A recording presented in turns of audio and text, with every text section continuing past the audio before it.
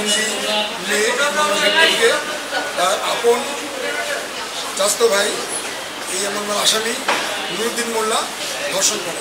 শারীরিক প্রতিবন্ধী মেয়েকে ধর্ষণের অভিযুক্ত করে এই মামলার আসামি নুরুদ্দিন মোল্লাকে মৃত্যুদণ্ডিত করার আদেশ দান করছে। আজকে একটি ধর্ষণ মামলা রায় হয়েছে।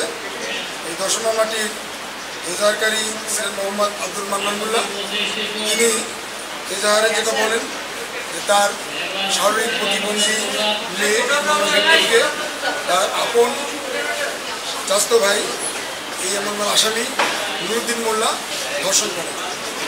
এই অভিযোগটি রাষ্ট্রপক্ষ বিভিন্ন সাক্ষ্য প্রমাণের ভিত্তিতে সন্দেহাতীতভাবে প্রমাণ করার প্রেক্ষিতে আজকে ফরিদপুর জেলার নারী ও শিশু নির্যাতন দমন ট্রাইব্যুনাল এর বিজ্ঞ বিচারক জেলা ও দায়রা জজ জনাব শামীমা পারভিন এর ট্রাইব্যুনাল এই আসামিকে ধর্ষণের অভিযোগে এবং শারীরিক প্রতিবন্ধী মেয়েকে ধর্ষণের অভিযুক্ত করে এই মামলার আসামি নুরুদ্দিন মোল্লাকে মৃত্যুদণ্ডিত করার আদেশ দান করছে এবং সেই সাথে 5 লক্ষ টাকা অর্থদণ্ডে দণ্ডিত করছেন, যা জেলা কালেক্টর এই আসামির জমি জমা বিক্রি করে এই টাকা আদায় করে ভিকটিমকে দেওয়ার জন্য নির্দেশনা দিয়েছে।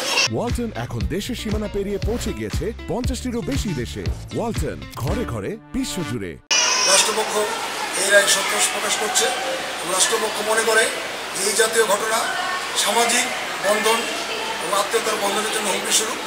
এই রায় মানুষের সামাজিক নিরাপত্তা এবং সামাজিক বন্ধনের নিরাপত্তা নিশ্চিত করবে বলে আমরা মনে করি। এই রায়ের মাধ্যমে আরও একবার দেশে আইনের শাসন বিরাজমান এটি